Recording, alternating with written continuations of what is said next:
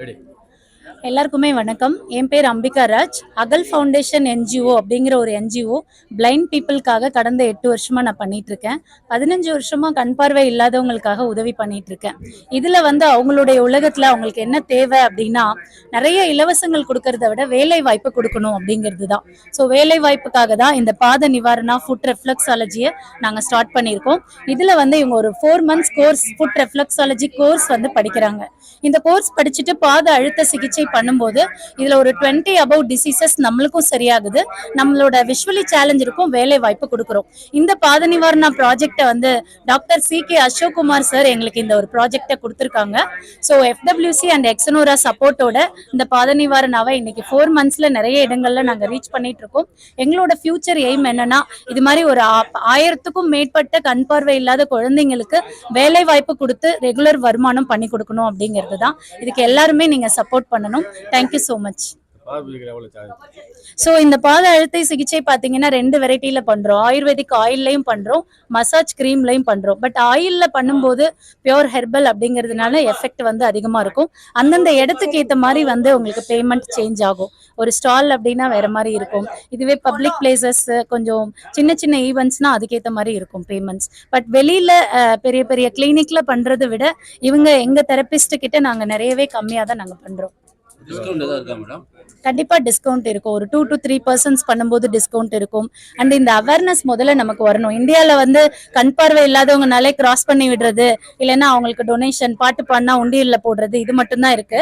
But ஃபாரின்ல இதெல்லாம் ஏர்போர்ட்ல ஆகட்டும், ரயில்வே ஸ்டேஷன்ல ஆகட்டும் நிறைய பேர் பண்றாங்க. அவங்களே ஒரு சம்பாதிச்சு அவங்களோட சொந்த காலில் நிக்க முடியுது.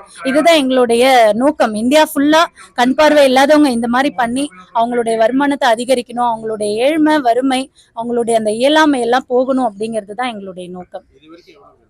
இது வரைக்கும் ட்ரைனிங் ஒரு 100லேருந்து 200 பசங்க ரெடியா இருக்காங்க. சென்டரும் ஒரு சென்டர் நாங்கள் ஆரம்பிச்சிருக்கோம். கண்டிப்பாக கூடிய சீக்கிரமா தமிழ்நாடு ஃபுல்லா நிறைய சென்டர்ஸ் வைப்போம். எத்தனை stalls and events public places இப்போ திருவண்ணாமலை கிரிவலம் எடுத்துக்கிட்டிங்கன்னா ஒரு நைட்டுக்கு ஒரு 200 to 250 பீப்புள் பண்ணுவாங்க. இது ஒரு குட் காசாவும் நினைச்சு பண்றாங்க. இந்த மாதிரி கண் பார்வை இல்லாதவங்களுக்கு வாய்ப்பு கொடுக்கணும்னு. அடுத்ததா பிளைண்ட் பீப்புள் கிட்ட எப்படி ஒரு ஸ்பெஷல் என்ன அப்படின்னா, கேட்கிற திறமையும் அண்ட் டச்சிங் சென்ஸும் அதிகமா இருக்கும். அதனால இவங்க மசாஜ் பண்ணும்போது நார்மல் பீப்புள் பண்றதை விட மோர் எஃபெக்டிவா இருக்கும். அதனால கண்டிப்பா இதுக்கு நம்ம பப்ளிக் சப்போர்ட் பண்ணணும்னு ரொம்ப தாழ்மையோட கேட்டுக்கிறோம். கண்டிப்பா அரசாங்கத்துல நாங்க ரிப்பன் பில்டிங்ல போய் நாங்க பெர்மிஷன் கேட்டோம். இதெல்லாம் நீங்க கார்பரேஷன்ல பப்ளிக் பிளேசஸ்ல கண்டிப்பா பண்ணணும்னு தான் சொல்லியிருக்காங்க. இது ஒரு குட் காஸ்.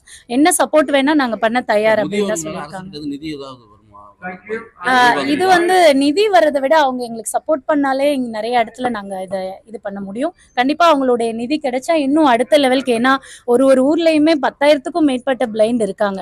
அண்ட் இந்த எலக்ட்ரிக் ட்ரெயின்ல எல்லாம் வேலை செய்யும் போது எத்தனையோ பேர் தவறி விழுந்து இறக்கலாம்.